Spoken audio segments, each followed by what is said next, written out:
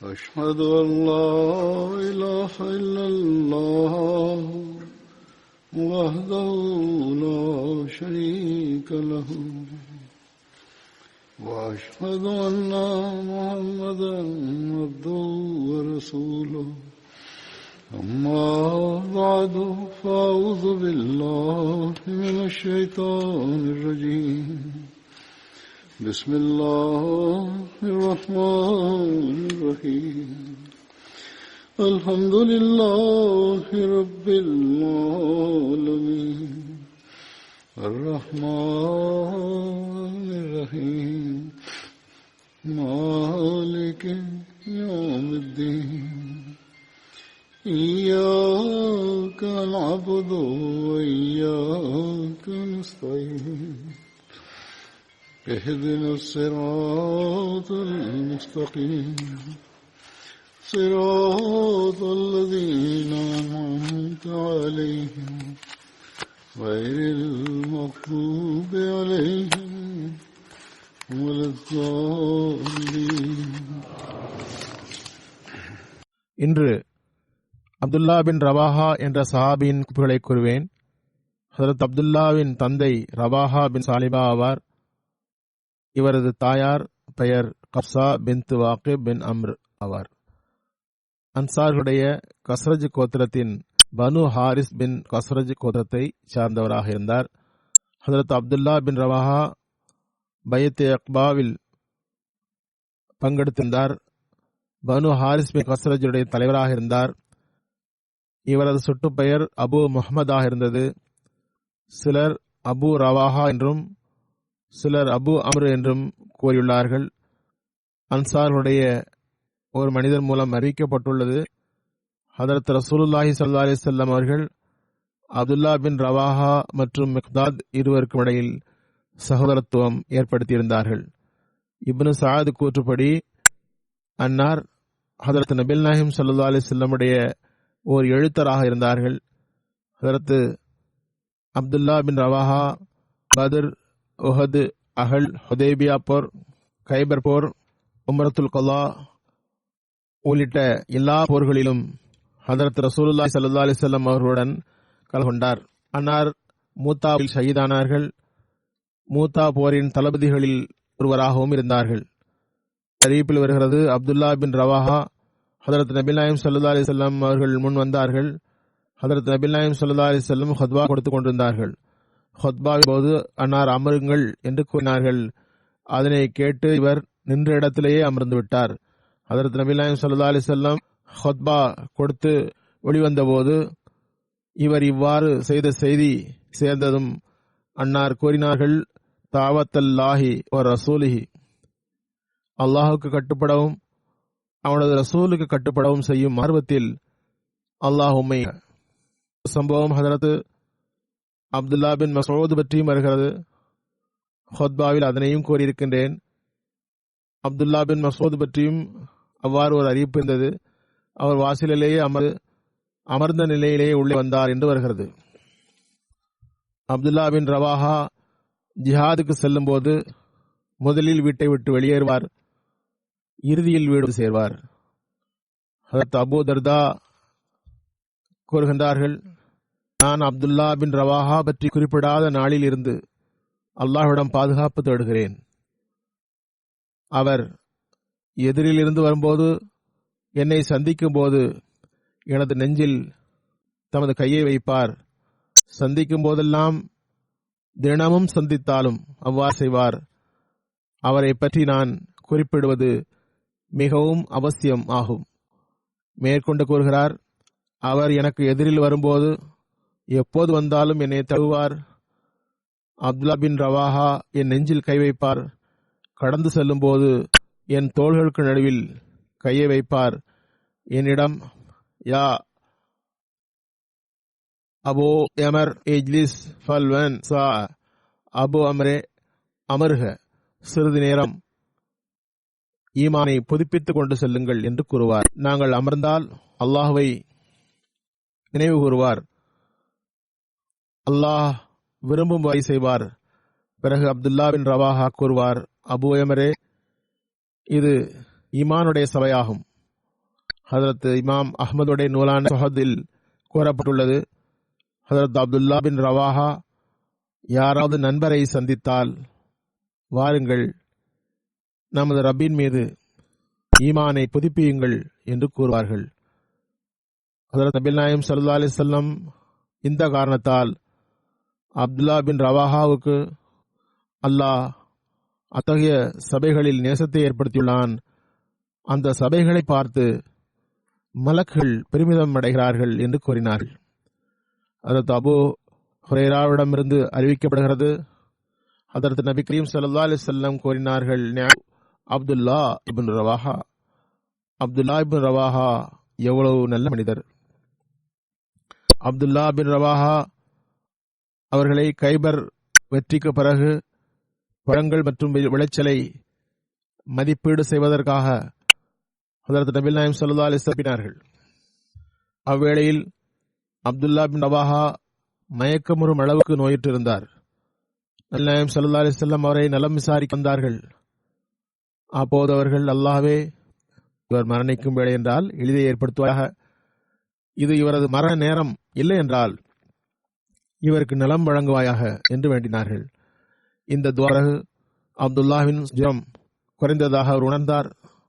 அவர் கூறினார், யா ரசூலல்லாஹ், எனது தாயார் கூறினார், ஏ மலையே, எனது ஆதரவே, நீ என்னிடம் இருந்தாய் என்றார். அப்போது கிடந்தேன். அப்போது ஒரு மலக்கு இரும்பு ஆயுதத்தை வைத்துக் கொண்டு கூறினார், உண்மையிலேயே அப்படிப்பட்டவரா? அப்போது நான் ஆம் என்றேன். உடனே அவர் என்னை அதனால் அடித்தார். இதை பற்றி இன்னொரு அறிவிப்பு இவ்வாறு உள்ளது, அது அதிகம் நம்பத்தகுந்ததாக உள்ளது. ஒரு மலக்கு ஒரு இரும்பு ஆயுதம் எடுத்துக்கொண்டு வந்தார். அவர் என்னிடம் கேட்கிறார், உன் தாயார் கூறியது போன்று நீ அப்படிப்பட்டவரா என்று கேட்கிறார். மலை என்றும் எனென்றும் கூறுகின்றாரே, அது இணைவைப்பு வார்த்தையாக உள்ளதே. அப்துல்லா பின் ரவாஹா கூறுகின்றார், ஆம், நான் அப்படிப்பட்டோன் தான் என்றால் நிச்சயமாக எனக்கு அடி கிடைத்திருக்கும். அன்னார் ஒரு கவிஞராகவும் இருந்தார்கள். ஹதரத் நபிகள் நாயகம் ஸல்லல்லாஹு அலைஹி வஸல்லம் எதிரிகளின் வீணான கவிதைகளுக்கு பதிலடி தருவதற்காக நியமித்தவர்களுள் ஒருவராக இருந்தார்கள். அன்னாரது சில கவிதை வரிகள் இவ்வாறு வருகின்றன.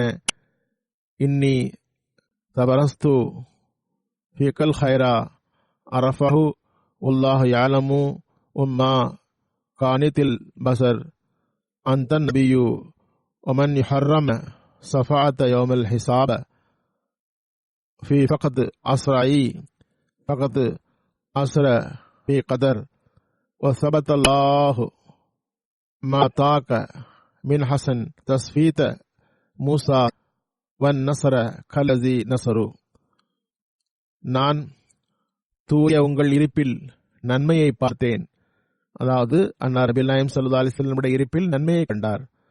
அல்லாஹ்வே அறிவான், எனது பார்வை ஏமாறவில்லை. நீங்கள் நபியாவீர்கள். கியாமத் நாளில் உங்கள் பரிந்துரையில் இருந்து விலக்கப்பட்டவரை நிச்சயமாக இறைநியதி பேரிழந்தவராக்கிவிட்டது. அல்லாஹ் இந்த சிறப்புகளின் மேன்மையை வழங்குவானாக. மூசாவுக்கு எவ்வாறு நிலைத்த பாதத்தை வழங்கினானோ அதேபோன்று உங்களுக்கும் செய்வானாக. மற்ற நபிமார்களுக்கு வழங்கியது போன்று உங்களுக்கும் வழங்குவானாக. ஹதரத் நபிகள் நாயகம் ஸல்லல்லாஹு அலைஹி வஸல்லம் அந்த கவிதையை கேட்டுவிட்டு கூறினார்கள், இப்னு ரவாஹா, அல்லாஹ் உமக்கும் நிலைத்த பாதத்தை தருவானாக. இஷாம் பின் உர்வா கூறுகின்றார், அல்லாஹ் இந்த துஆவின் காரணத்தினால் அவருக்கு உறுதியான பாதங்களை வழங்கினான். எந்த அளவுக்கு என்றால் அவர் ஷஹீதானார். அவருக்காக சொர்க்கத்தின் வாசல் திறக்கப்பட்டது. அவர் ஷஹீதாகியவாறு அதற்குள் நுழைந்தார். இப்னு சஅத் அறிவிக்கின்றார்கள், வஷ்ஷுராஉ யத்தபிஹுமுல் காவூன், கவிஞர்கள் வழிதவறியவாறு இருப்பவர்களை பின்பற்றுகிறார்கள். அப்துல்லா பின் ரவாஹா கூறுகிறார், அல்லாஹ் நன்றாக அறிவான், நான் எத்தகையவர்களை சார்ந்தவன் என்றால், அல்லாஹ் இந்த வசனத்தில் கூறுகின்றான், இல்லல்லதீன ஆமனு வஅமிலுஸ் ஸாலிஹாத்தி, நம்பிக்கை கொண்டு நற்செயல் செய்பவர்களை தவிர. நான் அத்தகையவர்களை சார்ந்தவன் ஆவேன். மோஜிமுஸ் ஷுஅராவுடைய ஆசிரியர் எழுதுகின்றார், அப்துல்லா பின் ரவாஹா அறியாமை காலத்தில் கூட மரியாதைக்குரியவராக இருந்தார். இஸ்லாமிய காலத்திலும் அவருக்கு சிறந்த அந்தஸ்தும் மதிப்பும் இருந்தது. ஹதரத் நபி நாயகம் ஸல்லல்லாஹு அலைஹி வஸல்லம் அவர்களின் மகிமை குறித்து அப்துல்லா ஒரு கவிதையை பாடினார். அதனை அவரது மிக சிறந்த கவிதை என்று கூறலாம். அந்த கவிதை அவரது உள்ளத்து நிலையை நன்றாக எடுத்து காட்டுகிறது. அதில் ஹதரத் அல்லாஹ் ஹதரத் நபி நாயகம் ஸல்லல்லாஹு அலைஹி வஸல்லம் அவர்களை ஒழித்து கூறுகின்றார், லவ் லம் தகுன் ஆயத்துன் முபையினா கானத் பிதைஹு தன்ஃபீக பில் கைர். ஹதரத் முஹம்மது முஸ்தபா ஸல்லல்லாஹு அலைஹி வஸல்லம் அவர்களை பற்றி தெளிவான பெரிய அடையாளங்கள் இல்லாவிடனும் கூட அன்னாரின் இருப்பே உண்மையை அறிந்து கொள்ள போதுமானது. ஹதரத் அப்துல்லா பின் ரவாஹா அறியாமை காலத்திலேயே எழுத படிக்க அறிந்தவராக இருந்தார். அக்காலத்தில் அவரிடம் எழுத தெரிந்தவர்கள் குறைவு.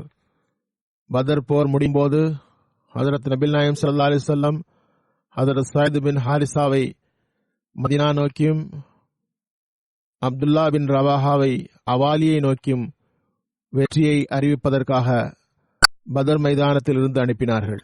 அவாலி என்பது மதீனாவிலிருந்து பாலாயை நோக்கி செல்லும் பகுதியில் 4 to 8 மைல் தூரத்தில் உள்ள இடமாகும். அதில் குபா என்ற ஊரும் சில கோத்திரத்தார் வசித்தார்கள். ஹதரத் ஸைத் பின் ஜுபைர் மூலம் அறிவிக்கப்படுகிறது, ஹதரத் ரசூலுல்லாஹி ஸல்லல்லாஹு அலைஹி வஸல்லம் மஸ்ஜிதுல் ஹராமில் ஒட்டகத்துடன் நுழைந்தார்கள். அன்னாரில் அதில் இருந்து கொண்டே கைத்தடி மூலமாக முத்தமிட்டார்கள். அன்னாருடன் அப்துல்லா பின் ரவாஹாவும் இருந்தார்கள். அவர் அன்னாரின் ஒட்டகத்தின் முக்கணாங்கயிற்றை பற்றினார். அப்போது அவர் ஒரு கவிதையை பாடினார், கல்லூ ஃபனில் குஃபாரியன் சபீலி நஹ்னு ஸரப்னகும் அன்தாவீலிஹி ஸபன் யுஸீரு ஹாமம் மக்லிஹி. குஃபார்களே, உங்கள் வழியிலிருந்து விலகுங்கள்.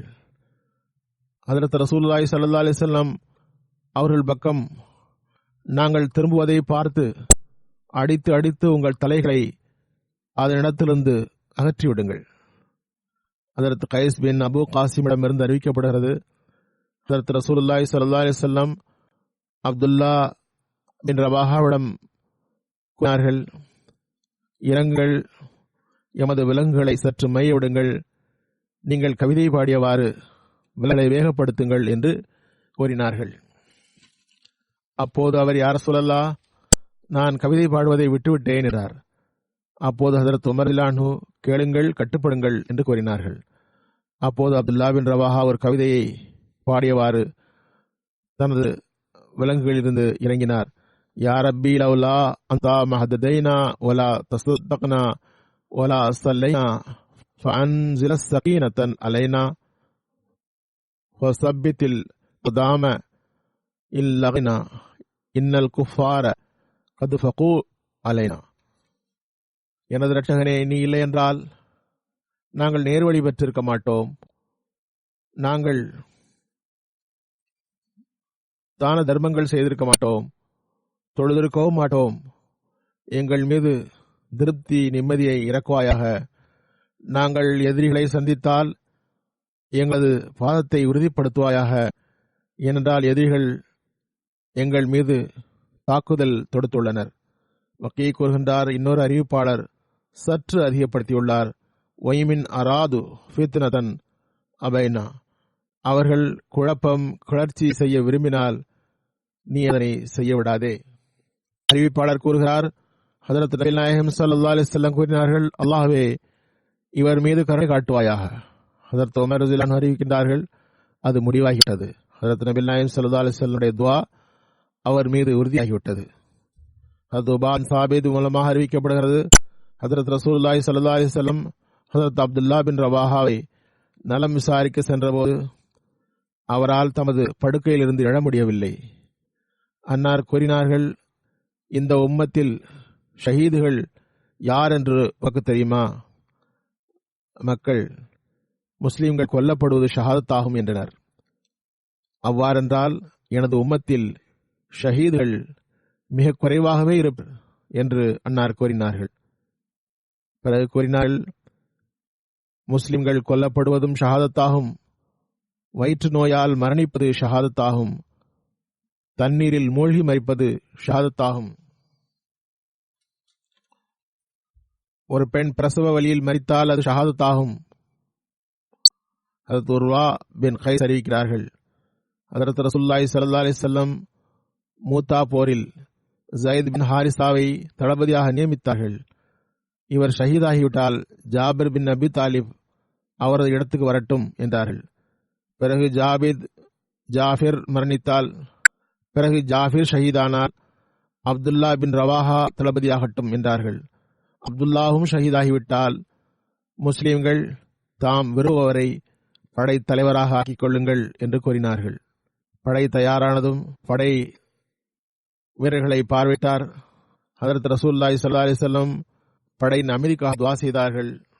ஹதரத் ஸல்லல்லாஹு அலைஹி வஸல்லம் அவர்கள் தலைவர்களை வழி அனுப்பிய போது ஹதரத் அப்துல்லா பின் ரவாஹா அழத் தொடங்கினார்.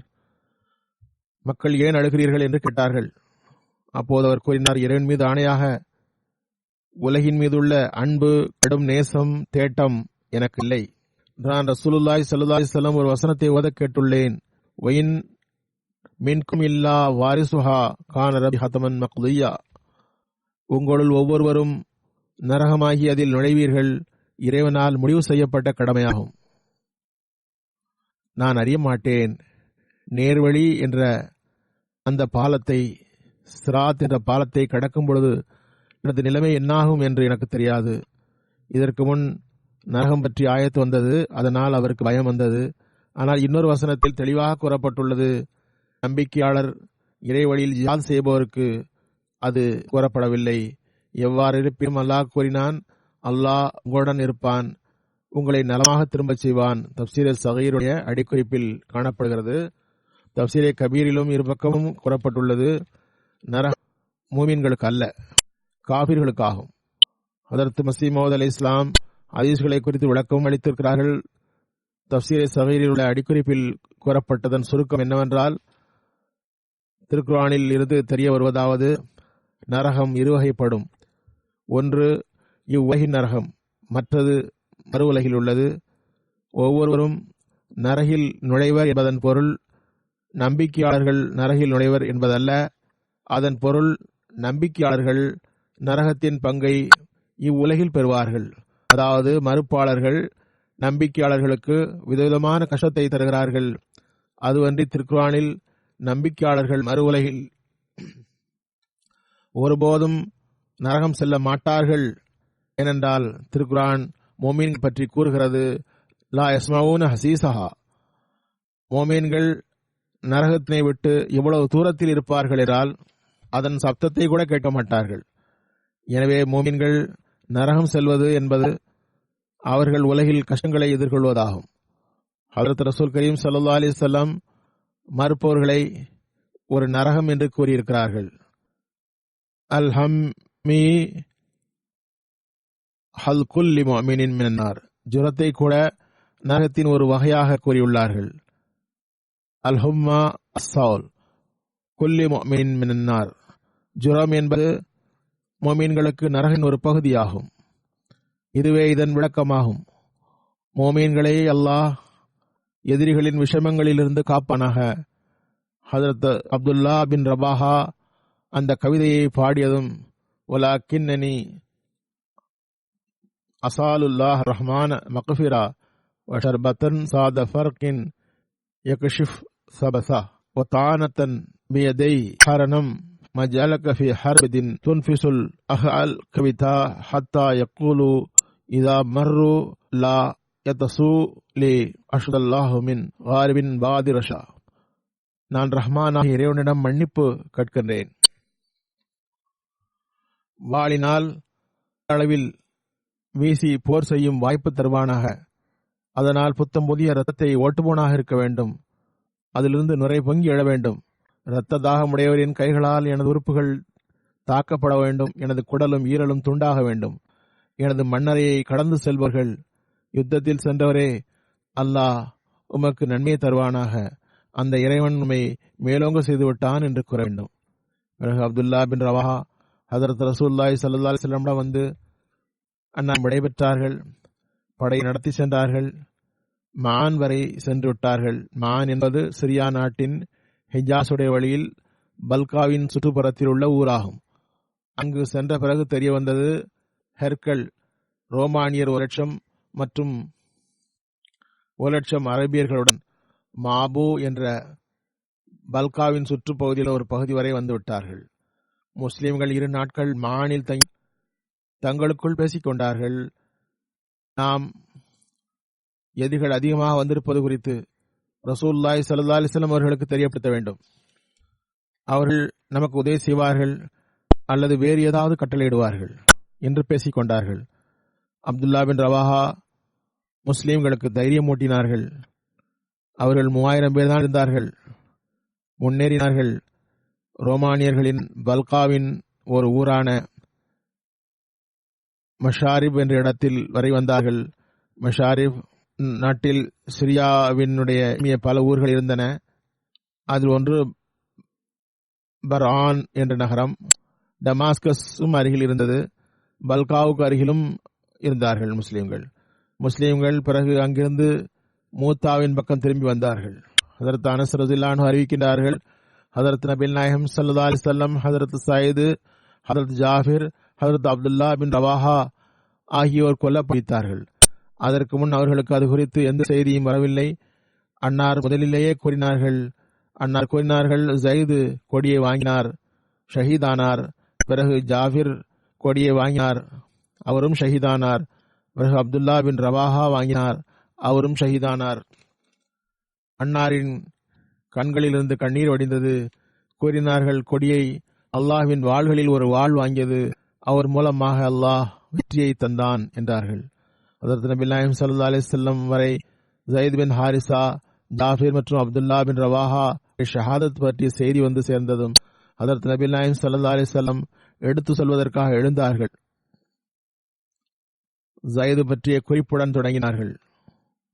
அல்லாஹ் மக்ஃபிர் லி ஜயீதின், அல்லாஹ் மக்ஃபிர் லி ஜயீதின், அல்லாஹ் மக்ஃபிர் லி ஜயீதின், அல்லாஹ் மக்ஃபிர் லி ஜாபிரின் ஒலி அப்துல்லாஹ் இப்னு ரவாஹா. அல்லாஹ்வே ஜயீதை மன்னிப்பாயாக, அல்லாஹ்வே ஜயீதை மன்னிப்பாயாக, அல்லாஹ்வே ஜயீதை மன்னிப்பாயாக, அல்லாஹ்வே ஜாபிர் மற்றும் அப்துல்லா பின் ரவாஹாவை மன்னிப்பாயாக. ஹதரத் ஆயிஷா அறிவிக்கின்றார்கள், ஹதரத் ஜயீத் பின் ஹாரிசா, ஹதரத் ஜாஃபிர், ஹதரத் அப்துல்லா பின் ரவாஹா ஷஹீதான போது ஹதரத் நபிகள் நாயகம் ஸல்லல்லாஹு அலைஹி வஸல்லம் பள்ளியில் அமர்ந்திருந்தார்கள். அவர்களின் முகத்தில் கவலையும் வருத்தமும் காணப்பட்டது. முஸ்லிம் மவுத் மஹத்தா போர் பற்றி குறிப்பிட்டவாறு கூறுகின்றார்கள். ஜயீத் பின் ஹாரிசா பற்றி கூறும்பொழுது நான் கூறிவிட்டேன், இருப்பினும் சிறிது எடுத்து கூறுகின்றேன். அன்னார் கூறுகின்றார்கள், இதன் ஆபீஸாக ஹதரத் நபிகள் நாயகம் ஸல்லல்லாஹு அலைஹி வஸல்லம் ஜயீதை நியமித்திருந்தார்கள். கூடவே ஒரு வழிகாட்டல் வழங்கினார்கள். நான் ஜயீதை படை தளபதியாக ஆக்குகின்றேன். ஜயீத் கொல்லப்பட்டால் அவருடைய இடத்தில் ஜாஃபர் வரட்டும், அவரும் கொல்லப்பட்டால் அப்துல்லா பின் ரவாஹா வரட்டும், அவரும் கொல்லப்பட்டால் முஸ்லிம்கள் யாரை குறித்து கருத்து ஒருமித்து முடிவெடுப்பார்களோ அவர் படையை நடத்தட்டும். அப்போது அன்னார் இதனை கூறும்பொழுது ஒரு யூதரும் அங்கிருந்தார். அவர் கூறினார், நான் அன்னாரை நபியாக நம்பவில்லை. அவர் உண்மையாளர் என்றால் இந்த மூவரில் ஒருவரும் உயிருடன் திரும்ப மாட்டீர்கள். ஏனென்றால் நபியின் வாயிலிருந்து வரும் வார்த்தை நிறைவேறியே தீரும். அந்த யூதன் ஜயீதிடம் வந்து கூறினார், உமது ரசூல் உண்மையாளர் என்றால் நீர் திரும்பி வரமாட்டீர். ஜயீத் கூறினார், நான் திரும்பி வந்தாலும் சரி வராவிட்டாலும் சரி அதனை அல்லாஹ் அறிவான். ஆனால் எமது ரசூல் அவர்கள் நிச்சயமாக உண்மையாளர் ஆவார்கள். நம்பாத நிலையிலும் யூதர் அன்னாரின் வார்த்தை நிறைவேறும் என்று நம்பினார். பிறகும் கூட அநீதி இழைக்கப்படுகிறது. நம்பாத மக்களுக்காக சம்பவம் அவர் கூறியவாறே நடந்தது. முதலில் ஜயீத் ஷஹீதானார். பிறகு ஜாஃபிர் படையை பொறுப்பேற்றார், அவரும் ஷஹீதானார். பிறகு அப்துல்லா பின் ரவாஹா படையை கவனித்தார், அவரும் கொல்லப்பட்டார். பிறகு படை சிதறிப்போக இருந்தது. அப்போது முஸ்லிம்கள் கூறியதற்கு ஏற்ப ஹாலித் பின் வலீத் கொடியை தமது கையில் ஏந்தினார். அல்லாஹ் அவர் மூலமாக முஸ்லிம்களுக்கு வெற்றியை தந்தான். நலமுடன் படையை திருப்பி அழைத்து வந்தார். இந்த சம்பவம் முன்னர் கூறப்பட்டுவிட்டது, அதனையே கூறுகின்றேன். இதில் ஹதரத் அப்துல்லா பின் ரவாஹாவின் களங்கமற்ற பற்றுறுதி, நபி ஸல்லல்லாஹு அலைஹி வஸல்லம் மீது கொண்ட நேசம், இஸ்லாத்தின் மீது கொண்ட நேசம் தெரிய வருகிறது. அது இங்கு எடுத்துக் கூறுவது அவசியமாக இருந்தது. ஹதரத் உர்வா அறிவிப்பு, ஹதரத் உசாமா பின் தைது கூறினார், ஹதரத் நபி நாயகம் ஸல்லல்லாஹு அலைஹி வஸல்லம் ஒரு கழுதையில் பயணம் செய்து கொண்டிருந்தார்கள். அதில் உட்காரும் ஆசனம் இருந்தது. அதன் கீழ் ஃபதக்குடைய ஒரு போர்வை இருந்தது. பின்னால் உசாமாவை அமர வைத்திருந்தார்கள். ஜயத் பின் உபாதாவை நலம் விசாரிப்பதற்காக பனு ஹாரிஸ் பின் கஸ்ரஜுடைய கோத்திரத்தாரிடம் சென்றார்கள். இது பத்ர் போருக்கு முன்னர் நடந்த நிகழ்வாகும். அன்னார் ஒரு சபையை கடந்து சென்றபோது அங்கு முஸ்லிம்களும் இணை வைப்பவர்களும் யூதர்களும் கலந்து உட்கார்ந்திருந்தார்கள். அதில் அப்துல்லா பின் உபை இருந்தார். அந்த சபையில் அப்துல்லா பின் ரவாஹாவும் இருந்தார்கள். சபையில் பொழுது கிளம்பியது. அப்துல்லா பின் உபை தனது போர்வையால் மூக்கை பொத்தினார். எங்கள் மீது தூசியை கிளப்பாதீர் என்று கூறினார். ஹதரத் நபி நாயகம் ஸல்லல்லாஹு அலைஹி வஸல்லம் அஸ்ஸலாமு அலைக்கும் என்றார்கள். நின்று வாகனத்திலிருந்து இறங்கினார்கள். அவர்களை அல்லாஹ்வை நோக்கி அழைத்தார்கள். திருக்குர்ஆனை ஓதினார்கள். அப்துல்லா பின் உபை கூறினார், மனிதரே, இது சரியில்லை.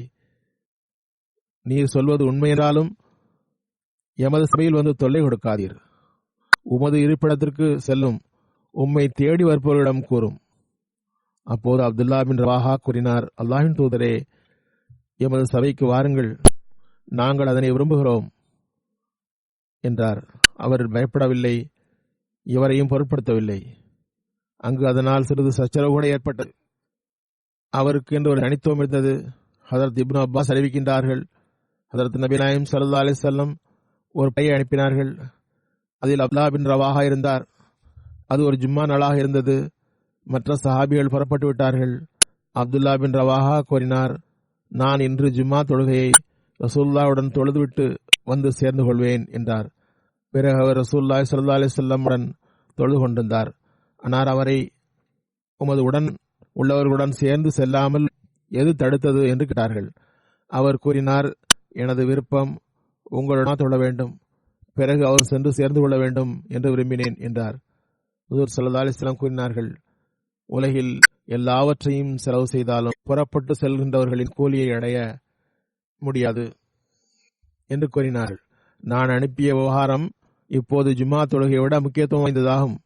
வழியில் நீர் தொழுது கொண்டு விட முடியும் என்று கூறினார்கள். அபூ தர்தா கூறுகின்றார்கள், நான் ரமலான் மாதத்தில் ஹதரத் நபி நாயகம் ஸல்லல்லாஹு அலைஹி வஸல்லம் அவர்களுடன் கடும் வெளியில் வந்தோம். கடும் வெயிலாக இருந்தது. நாங்கள் தலையை சூட்டிலிருந்து காப்பாற்றுவதற்காக துணியால் மூடிக்கொண்டோம். நாங்கள் யாரும் நோன்பு வைக்கவில்லை, நபி ஸல்லல்லாஹு அலைஹி வஸல்லம் மற்றும் அப்துல்லா பின் ரவாஹா இருவரையும் தவிர. அதற்கு மிர்சா பஷீர் அஹமத் சாப் கூறுகிறார்கள், மதீனாவில் தங்கியிருந்ததன் முதல் பணி மஸ்ஜித் நபவி கட்டுமான பணியாகும். அன்னாரது ஒட்டகம் உட்கார்ந்த இடம் மதீனா அனாதை சிறுவர்களான சஹல் சுஹைல் ஆகியோருடையதாக இருந்தது. அசத் பின் சுராரா அதன் காப்பாளராக இருந்தார். அதில் பல பேரீச்ச மரங்கள் நின்றன. மற்ற பகுதியில் வீணான பொருள்கள் கிடந்தன. ஹதரத் நபி நாயகம் ஸல்லல்லாஹு அலைஹி வஸல்லம் அந்த பகுதியை பள்ளி மற்றும் அறைகள் அமைக்க தேர்ந்தெடுத்தார்கள். 10 தீனார், அதாவது 90 ரூபாய்க்கு அவ்விடத்தை வாங்கினார்கள். அங்குள்ள மரங்களை வெட்டி மஸ்ஜித் நபவி கட்டப்பட்டது.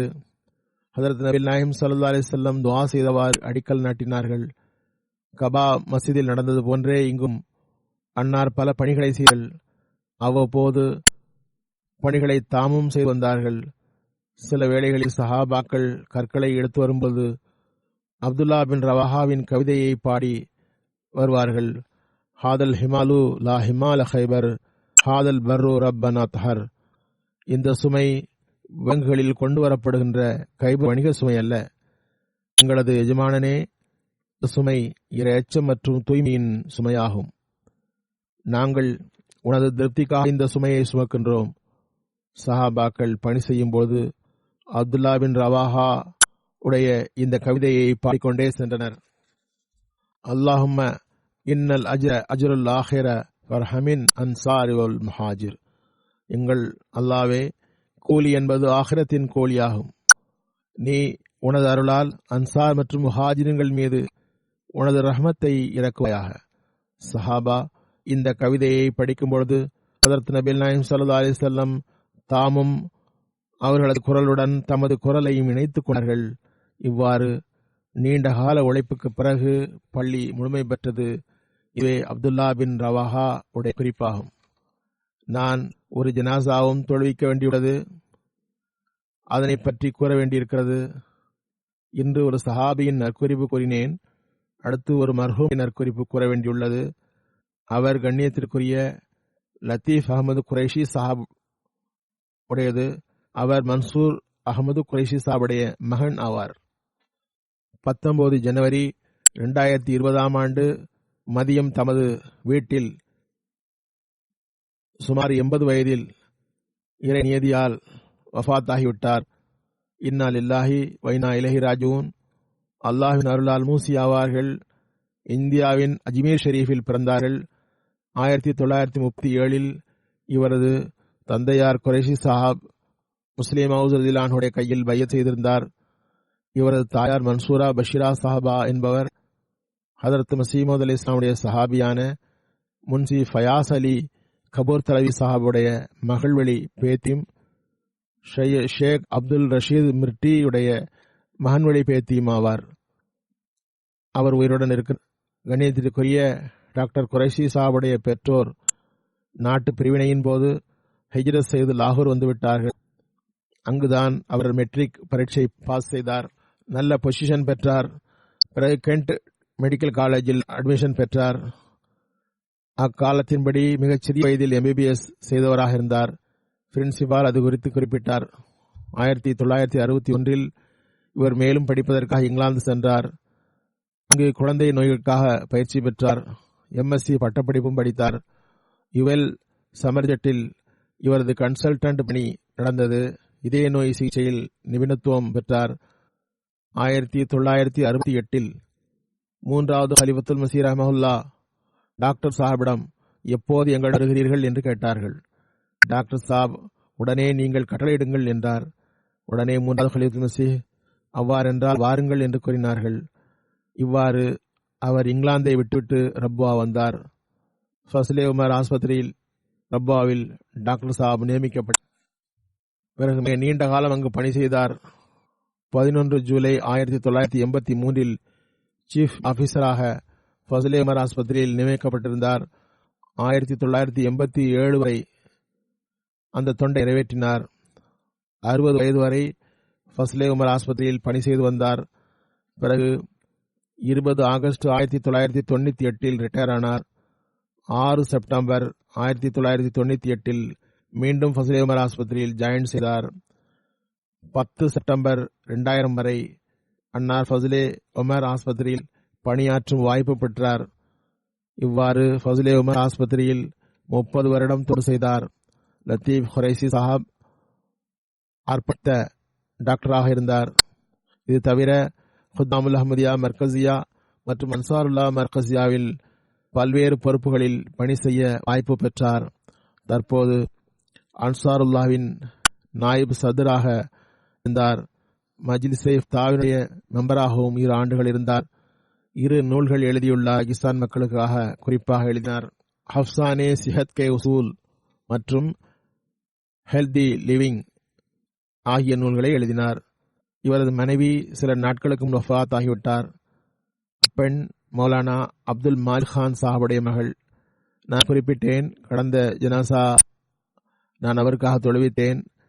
அதற்கு அடுத்த 2 நாட்களுக்கு பிறகு இவரது மரணம் நிகழ்ந்துள்ளது. 15 நாட்களுக்குள் இவர்களுடைய மரணம் நிகழ்ந்திருக்கிறது. இவரது நினைவாக இவரது மனைவியின் குறிப்பில் கூறினேன். இவருக்கு 3 மகன்கள், 2 மகள் இருக்கிறார்கள். இவரது மகன் டாக்டர் அத்தாவுல் மலிக் சாஹப் கூறுகின்றார், நான் நினைவு தெரிந்த நாளிலிருந்து தந்தையார் ஒரு நாளும் தஹஜ்ஜுத் தொழுகையை விட்டதில்லை. அதுபோன்று எங்களது தாயாரும் கூறுகின்றார், கல்யாணமான முதல் நாளிலிருந்து தஹஜ்ஜுத் தொழுது வந்தார். 50 ஆண்டுகளாக தினமும் தொய்வுறாமல் தஹஜ்ஜுத்தை பேணி வந்துள்ளார். தாயாரின் கடைசி நோயின் போதும் தந்தையார் அவரது உடல்நலத்தை கவனித்து வந்தார். ஆஸ்பத்திரிக்கு அழைத்து செல்வதும், பல மணி நேரம் அமருவதாக இருந்தாலும் சரி, பல நிம்மதியற்ற நிலைமைகளிலும் தஹஜ்ஜுத்தை விட்டதில்லை. நோயாளிகளிடம் மிகவும் அனுசரணையுடன் நடந்து கொள்வார். ஏழைகளை பராமரிப்பார். தூரத்திலிருந்து ஏழை நோயாளிகள் வந்து அவரிடம் மருந்து வாங்கி செல்வர், நலம் பெறுவர். பல நோயாளிகளிடம் ஃபீஸ் வாங்க மாட்டார். பல நேரங்களில் தன்னிடமிருந்து உதவியும் செய்வார். எப்போதும் குணம் அல்லாஹ்வின் கையில் உள்ளது என்று நினைவுறுத்துவார். தமது 3 மகன்களிடமும் மீண்டும் நினைவூட்டுவார். எப்போதும் உங்கள் நோயாளிகளுக்காக துஆ செய்யுங்கள் என்பார். பல முறை நான் எனது தந்தையாரிடம் எனது நோயாளிகளுக்காக துஆ செய்யுமாறு கூறினார். போன் போட்டு கேட்பார், நான் அந்த நோயாளிகளுக்காக துஆ செய்தேன், அவர் எப்படி இருக்கிறார் என்பார். 1969 இவர் இங்கிலாந்தில் கன்சல்டன்டாக பணி செய்தபோது உலகியல் லாபங்களை விட்டு இறைவன் மீது தவக்குள் வைத்தவாறு ரப்புவா வந்தார். அல்லாஹ்வின் மீது முழுமையான நம்பிக்கை இருந்தது. எல்லா பணிகளையும் அவனே செய்வான் என்று நம்பினார். பிள்ளைகளும் நல்ல கல்வி கற்பார்கள் என்று நினைத்தார். அதுபோன்று அல்லாஹ் அருள் செய்தான். அவருக்கு ஒருபோதும் பொருளாதார தடை ஏற்படவில்லை. மகன்கள் உயர்கல்வி பெற்றனர். இவரது மகன்கள் அமெரிக்காவில் இருக்கிறார்கள். இவர் தமது பெற்றோருக்கும் தொண்டு செய்து வந்தார். கடைசி நேரம் வரை இவர் தனது தாயாருக்கு உணவு வழங்கி வந்தார். குறிப்பாக கவனத்தில் கொண்டார். இவரது தாயார் உயிருடன் இருக்கிறார், இவருடனேயே இருக்கிறார். இவரது மகன் அமெரிக்கா செல்ல சில பரீட்சை எழுத வேண்டும் என்று கூறிய போது தைரியம் ஊட்டினார், உதவி செய்தார். காட்டுதலை முற்றிலும் வெறுத்தார். எப்போதும் சாதாரண வாழ்வு நடத்தினார். ஒவ்வொரு பெரிய சிறிய பணிகளுக்கு முன்னும் காலத்தின் ஹலிஃபாவுக்கு துஆவுக்காக எழுதுவார், ஆலோசனை கேட்பார். 2வது மகனாகிய டாக்டர் மஹமூது குரைஷி முகமது அகமது மஹமூத் கூறுகிறார், 3வது ஹலிஃபத்துல் மஸீஹ் இவரை பற்றி, இவர் வெறும் டாக்டர் அல்ல, துஆ செய்யும் டாக்டர் என்று கூறினார்கள். ஒவ்வொரு நோயாளிக்கும் சீட்டு எழுதும்போது பிஸ்மில்லாஹிர் ரஹ்மானிர் ரஹீம் ஹுவ ஷாஃபி என்று எழுதிவிட்டுதான் மருந்து எழுதுவார். அதுபோன்று செய்யுமாறு மற்ற டாக்டர்களுக்கும் போதனை செய்வார். நோயாளிகளுக்காக துஆ செய்வார். நிவாரணம் அல்லாஹ்வின் கையில் உள்ளது என்று கூறுவார். எனது தாயார் வஃபாத் ஆகிவிட்டார்கள். அவருக்கு சிறுநீரக நோய் ஏற்பட்டது. மருத்துவமனைக்கு செல்லும் போது காரில் அமர்ந்திருக்கும் போது இறங்கி ஒரு நோயாளிக்கு மருந்து எழுதி தந்தார். பல நோயாளிகளுக்கு தனது சட்டைப்பையிலிருந்து செலவு செய்து மருந்து வாங்கி தருவார். அவரது மகள் கூறுகிறார், ஒரு பெண் கூறினார், அவரது தந்தைக்கு ஹார்ட் அட்டாக் ஏற்பட்டாம். அவர் வீட்டில் தனியாக இருந்தார். இவர் சென்று நோயாளியை பார்த்தார். அவருடைய பிள்ளைகள் வீட்டில் வரும் வரை நோயாளிக்கு துணையாக அமர்ந்து கொண்டார். ஒவ்வொரு வருடமும் காதியான் மற்றும் இங்கே இங்கிலாந்துக்கு ஜலசாவுக்கு சென்று வருவார். கடும் உழைப்புக்கான வழக்கம் இருந்தது. எப்போதும் உழைத்து பணி செய்வார். இவரது மகள் கூறுகின்றார், எனது மரணத்திற்கு பிறகு தாயாருக்கு எல்லா வகையிலும் உதவியாக இருக்க வேண்டும் என்று கூறுவார். பணி முழுமையடைந்ததும் நான் வெட்கப்பட வேண்டியதாயிற்று. பணிகளை இன்றே முழுமை செய் என்று கூறுவார். என்னிடம் நேரமில்லை என்று கூறினார். அப்போது இவரது வார்த்தையை நான் அவ்வளவாக கவனிக்கவில்லை, கேட்கவும் இல்லை. ஏனென்றால் கனவுகளை வெளிப்படுத்தியதில்லை. பிறகு நான் எனது சகோதரர் கூறினார், அவர் மரணம் தொடர்பாக கனவுகளை கண்டிருந்தார். எனவே எனக்கு நேரம் மிக குறைவாகவே இருக்கிறது என்று கூறினார். மரணத்துக்கு 1 மணி நேரம் முன்பு கூட 9 மணி முதல் 1 மணி வரை தமது வீட்டில் உள்ள கிளினிக்கில் நோயாளிகளை பார்க்கக்கூடியவராக இருந்தார். வீட்டுக்குள் வந்து உது செய்துவிட்டு மஸ்ஜித் முபாரக்கில் தொழ விருப்பம் இருந்தது. உட்கார்ந்து காலணியை கழற்றினார். திடீரென்று ஹார்ட் அட்டாக் ஏற்பட்டது. இறைவனிடம் போய் சேர்ந்து விட்டார். அக்கம்பக்கத்துடன் அன்பு தொடர்பு இருந்தது. அக்கம்பக்கத்தவரும் இவரை நன்றாக கவனித்துக் கொண்டார்கள். கவிதை ஆர்வம் இருந்தது. துர்ரே சமீன், கலாமே மஹமூத் துர்ரே அதன் உடைய நசம்களை ராகமாக படிப்பார். பல கேசட்டுகளும் ரெக்கார்டு செய்தார். கவிதைகளை வெகுவாக பாராட்டுவார். கடல் இருந்தது. சையது ஹுசைன் அகமது முரப்பி சில்சிலா இவரது மைத்துனியின் கணவர் ஆவார். டாக்டர் சாப் லண்டனில் இருந்து வந்து லாகூரில் ட்ரெயினில் வந்து இறங்கும் பொழுது ஜமாத் சேவைக்காக வரும்போது நேரடியாக பிரைவேட் செக்ரட்டரியிடம் சென்று பார்த்தார். அதற்கு 3வது கலீத் மசி அவரை உள்ளே அழைத்தார்கள். இவரை பார்த்து வந்துவிட்டீர்களா என்று கேட்டதும் ஆம் ஹுசூர், வந்துவிட்டேன் என்றார். ஹுசூர் கூறினார்கள், உங்களுக்காக ஒரு வீட்டை சுத்தம் வைத்துள்ளேன், நீங்கள் நாசிர் அலாவிடம் சென்று சாவியை வாங்கிக் கொள்ளுங்கள் என்றார்கள். நான் சென்று வீட்டை திறந்ததும் அங்கு 2 கட்டில்கள் இருந்தன. நான் எனக்காக மேலும் சிலவற்றை வாங்கினேன். வீட்டு தேவையான பொருள்களை வாங்கினேன், மேலும் சில கட்டில்களை வாங்கினேன் என்றார். காட்டுதல் இருந்ததில்லை. ஜல்சா காலங்களில் இவர் வீட்டுக்கு விருந்தாளிகள் வந்தால் இவர் வெளிப்பில் தூங்குவார். வீட்டை விருந்தாளிகளுக்கு தந்து விடுவார். தமது மாமனார் அப்துல் மலிக் கான் சாஹப் அவருக்கும் நிறைய தொண்டு செய்தார். மாமியாருக்கும் தொண்டு செய்தார். டாக்டர் சாஹப் எப்போதும் கூறி வந்தார். இதனை ஹுசைன் சாஹப் கூறுகின்றார். டாக்டரிடம் பெரும் பொறுப்புகளில் இருப்பவர்கள் கேட்பார்களாம், ரப்வா போன்ற சிறிய ஊரில் படிக்கிறீர்களே, உங்களுக்கு என்ன வருமானம் கிடைக்கும்? நான் பதில் கூறுவேன், உங்களால் அனுமானிக்க முடியாது, உங்களால் புரிய முடியாது. நான் ரப்வாவில் அமர்ந்து பணி செய்கிறேன், வேறு என்ன சம்பளம் வேண்டும்? துவாவுக்கு முன்னால் எந்த சம்பளத்துக்கு மதிப்பில்லை. ஹதரத் மசீஹ் மவ்ஊத் அலைஹிஸ் ஸலாமுடைய சஹாபாக்கள் மற்றும் ஹதரத் நவாப் முபாரக்கா பேகம் சாஹிபா மற்றும் ஹஃபீஸ் பேகம் சாஹிபா போன்றவர்களுக்கு தொண்டு செய்யும் வாய்ப்பு பெற்றார்கள். ஹதரத் 3வது கலிஃபத்துல் மஸீஹ் வஃபாத் ஆகும்போது இஸ்லாமாபாத்தில் ஒரு அருகில் இருந்தார்கள். இன்னும் நிறைய பெரியவர்களுக்கு தொண்டு செய்யும் வாய்ப்பு அன்னாருக்கு கிடைத்தது. டாக்டர் அப்துல் ஹாலித் சாஹிப் கூறுகின்றார்கள், ஏழைகளின் டாக்டர் இந்த நகரத்திலிருந்து விடைபெற்று விட்டார் என்று எழுதினால் அது மிக இல்லை. இவர் இனமத வேறுபாடின்றி ஏழைகளுக்கு தொண்டு செய்தார்.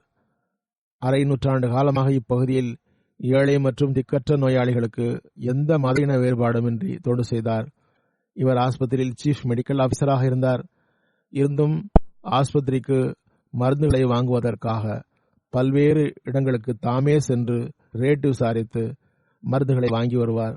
தரமான மருந்துகளை மார்க்கெட் ரேட்டு விசாரித்து வாங்கி ஜமாத்து பொருள்களை நேர்மையான முறையில் செலவழிக்க வேண்டும் என்ற உணர்வு இருந்தது. ஆஸ்பத்திரியில் அல்ட்ராசவுண்ட், எண்டோஸ்கோபி துறைகளை தொடங்கி வைத்தார். ஆரம்பத்தில் சைக்கிள் மற்றும் நடந்து போய் ஹதரத் மஸீஹ் மவ்ஊத் அலைஹிஸ்ஸலாம் உடைய சஹாபிகளை சென்று காணார், மருந்துகள் வழங்குவார். ஃபதுலே உமர் ஹாஸ்பிட்டல் சம்பந்தமாக அவர் கூறியுள்ளார், அஹ்மதி ஹலீஃபாக்களின் துவாக்கள் இந்த ஆஸ்பத்திரியுடன் இருக்கின்றன. நிவாரணங்கள் விஷயத்தில் இதனால் இங்கு பல அற்புதங்கள் மோஜிசாக்கள் நடக்க கண்டுள்ளேன். டாக்டர் சுல்தான் முபஷிர் சாப் எழுதுகின்றார், ஃபதுலே உமர் ஆஸ்பத்திரியின் தொண்டு இவர்கள் 30 ஆண்டு காலம் செய்துள்ளார்கள். அப்போது பல சோதனைகள் வந்தன. அந்த அல்லாஹ்வின் எளிய தர்வேஷ் அடியார் அதனை சகித்துக் கொண்டார். இறைவன் முன் துவா செய்தவாறு இருந்தார். டாக்டர் சுல்தான் பஷீர் சாப் சரியாகவே எழுதியுள்ளார், எனக்கும் தெரியும். மிகவும் கண்ணியமாக வாழ்ந்தார், எந்த முறையீடும் செய்ததில்லை. இவருக்கு நிறைய சோதனைகள் வந்தன, பொறுத்து கொண்டார். இதனால் இறைவன் அவருக்கு நிறைய வழங்கவும் செய்தான். பொறுப்பாளர்கள் குறித்து ஒருபோதும் எந்த முறையீடும் செய்ததில்லை. உடனிருப்பவர்கள் குறித்து முறையீடு செய்ததில்லை. எவர் வரம்பு மீறியதாக கூறவும் இல்லை. டாக்டர் சுல்தான் முபஷிர் சாப் கூறுகின்றார், இவர் பணக்காரர் ஏழை என்று இல்லாமல் ஒன்றுபோல் சிகிச்சை வழங்கக்கூடிய சிறப்பை பெற்றிருந்தார். டாக்டர் சுல்தான் முபஷிர் சாப் ஒரு சம்பவம் கூறுகின்றார்கள். ஒருமுறை டிரைவர் ரஹமத் அலி உடைய மனைவி எமர்ஜென்சியில் இருந்தார். அவர் ஆஸ்பத்திரி வருமாறு அழைப்புவிடப்பட்டது. சில நிமிடத்தில் இவர் தாருல் உலூம் ஷர்கி பகுதியில் இருந்து வந்துவிட்டார். ஆஸ்பத்திரியை ஒட்டி வீடுகள் இருக்கவில்லை. இவரது வீடு ரப்வாவின் இன்னொரு மூலையில் இருந்து அங்கிருந்து உடனே வந்துவிட்டார். ஜமாத்தின் பற்று விசுவாசம் உள்ளவர். பல முறை உயர் அதிகாரிகளுடன் இளம் வயதினர்கள் சச்சரவு செய்தால் அவர்களுக்கு அன்புடன் புரிய வைப்பார். என் நிலையிலும் நம் அமைப்புக்கு கட்டுப்பட வேண்டும், பொறுமை காட்ட வேண்டும் என்று புரிய வைப்பார். இவரது மனைவி மரணமடைந்த போது இவரது 2 தங்கை மகன்களின் வலிமா இருந்தது. அதே நாளில் வலிமா ஏற்பாடு செய்யப்பட்டிருந்தது. இவர் மணமகனிடம் சென்று, எனது மனைவி மரணமடைந்து விட்டார், நீங்கள் கண்டிப்பாக ஃபங்க்ஷன் நடத்துங்கள், நிறுத்த வேண்டாம். இவரது மனைவி மணமகனுக்கு சிற்றனை ஆவார். ஹுசைன் சாவுடைய மகன்கள் இருவரின் வலிமா நடந்தது. கண்டிப்பாக நடத்துங்கள், நிறுத்த வேண்டாம் என்றார். செல்ல மாட்டேன், வீட்டில் இருக்கிறேன் என்று கூறியதும் அல்லாஹ்வுடைய நியதியில் திருப்தி கொள்ள வேண்டும் என்று போதனை செய்தார். இதுவே மனிதனுக்கு சோதனையாகும். இதுதான் அவன் திருப்தி கொள்ள வேண்டிய திருப்தியை காட்டக்கூடிய இடமாகும் என்று கூறினார். பிறகு மகனுடன் முறைப்படி விருந்துக்கு சென்றார். மஹல்லா மக்களுக்கு விருந்து முடியும் வரை மரண செய்தி தெரியாமல் பார்த்து கொண்டார். அல்லாஹ் இவருக்கு ரஹ்மத் மற்றும் மக்ஃபிரத் நடைமுறை காட்டுவானாக. இவரது பிள்ளைகளுக்கு பொறுமை மற்றும் தைரியம் வழங்குவார். அவர்களின் தந்தையும் வஃபாத் ஆகிவிட்டார்கள். இந்த பிள்ளைகளுக்கு இந்த கணவன் மனைவி இருவரின் நன்மைகளையும் பிள்ளைகளிடம் தொடரச் செய்வானாக. இவருடைய தாயார் நான் கூறியது போன்று உயிருடன் இருக்கிறார், கணிசமான நோயுற்றிருக்கிறார். அல்லாஹ் அவருக்கும் கருணையும் அருளும் வழங்குவானாக.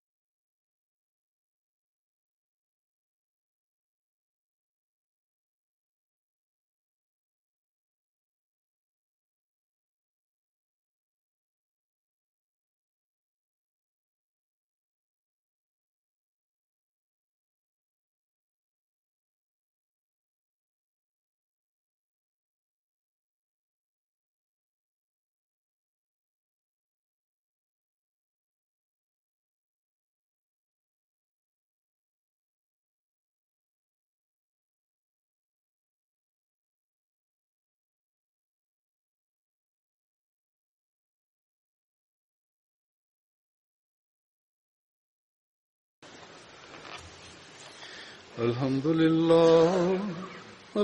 لله نحمده ونستعينه ونستغفره ونؤمن به ونتوكل عليه ونعوذ بالله من شرور أنفسنا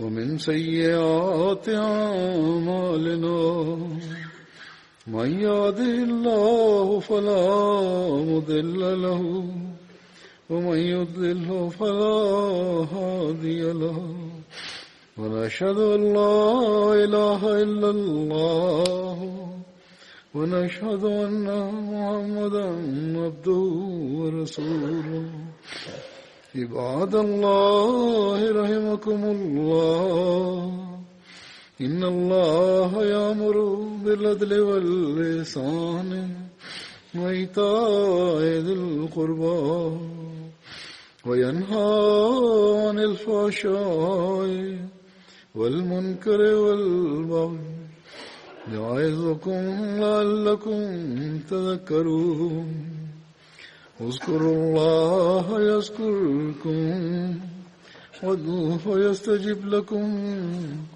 ولذكر الله أكبر.